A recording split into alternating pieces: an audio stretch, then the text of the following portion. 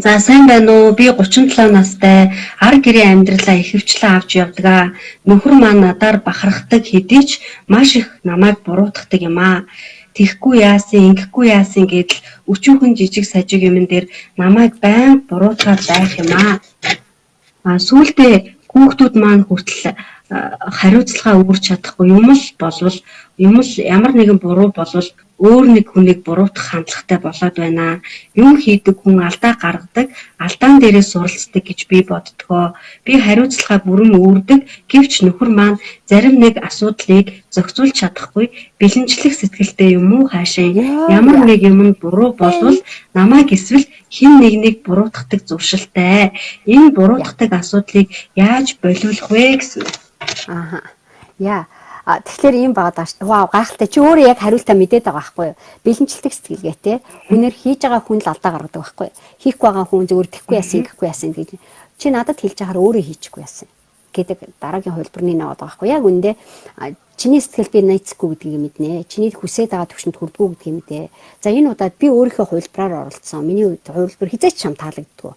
Дандаа буруу байдаг тий. Тийм учраас чи өөрийнхөө хувилбараар хийгээд чи өөрөө зохицуул. Одоо энэ чиний хариуцлага биш гэдгээр тохирлогоогоор инээмсэглээд явдаг заяа. Тэгэхээр айчамдаа яах вэ гэхээр нөхөр нь нэг бол өгүүлэхээ болно. Нэг бол чиний өөрөө оролдож үзээд хэцүү гэдгийг мэдээд эхэлнэ. Тэгээ ирэхлээрээ сая нөгөөт чинь нэрэ манай их нар юм байсан би мэддгүй байсан байж тээ гэдэг үгтэй болж эхэлнэ.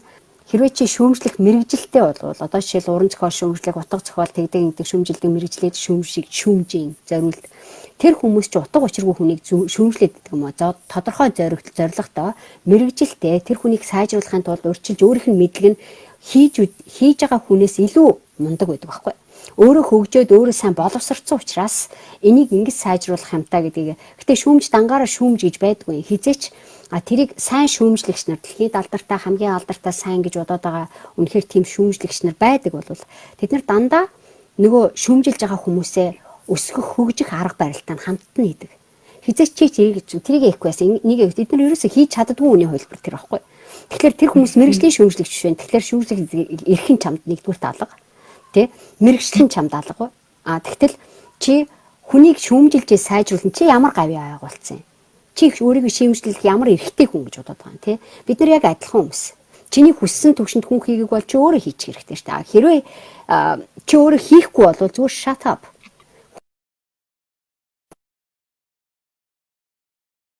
Шаломс сайн юм уу муу юм уу те энэ хүн муу бай сайн байна гэдэг. Гэтэл яг хийж байгаа хүний нүдээр сайн хийж байгаа ч гэсэн тийм жижиг хэсгүүд бол байнга байх хэрэгтэй байхгүй. Өөр хүмүүс гаднаас нь хараад тэгээд хүмүүс шүүмжилж гэнэ гэдэг дээр би шүүмжлүүлж байгаа хүмүүстэйгээд хандаад хэлэх. Хүмүүс чамаа хэрвээ шүүмжилж байгаа бол тэр маань юу гэж яана гэл чиний хийцэн юм тэдний нүдэнд харагдаад байна гэсэн үг. Тэр нь чиний бахархах хэсэг. Тэгээд харагдах юмтай юм хийчсэндээ бахарах. Тэрний дохио байхгүй. Хэрвээ чи юм хийгээг бол шүүмжлэх хүн ч олдохгүй хинч чамтай юм ярихгүй. Тэгээд чи хүн харах одоо өөлөгч вэ хамаагүй юм хийцэн болвол тэр чинь бас нэг гоё байгаа байхгүй. Хүмүүсийг өөрөө хий. За одоо чи өөрөө хийдвэл би энэ хувилбараас энэс илүү би чадахгүй хийхийг ч хүсэхгүй байна. Чиний хувилбар, миний хувилбар таалагдахгүй чи өөрийнхөө хувилбараа гаргаад ир. Тэгээд би энийг одооноос эхлээд энийг хийхгүй чи одоо хий шүү. Тэ? Гэдэг ямиг яриад эхлүүл айжамдаа нөгөө хүн чи шүүмжлэхэ болж эхэлнэ.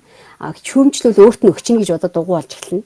Тэ? Нэг бол зүгээр дугуй чиний хийсний зүгээр гонгорхгүй над хоолой чимээгүй гэдэг шиг юм болж байгаа байхгүй. Тэ? Нөгөө бодлын нөгөө хүн өөрийнхөө одоо арга барилыг өөрчлөх хэрэгтэй болчихж байгаа. Өөрөө хийх хэрэгтэй. Өөрөө хийгээд үзэхлээр яас угаасаа хэлэх үгүй болно. Тэгээд тэр утгаар нь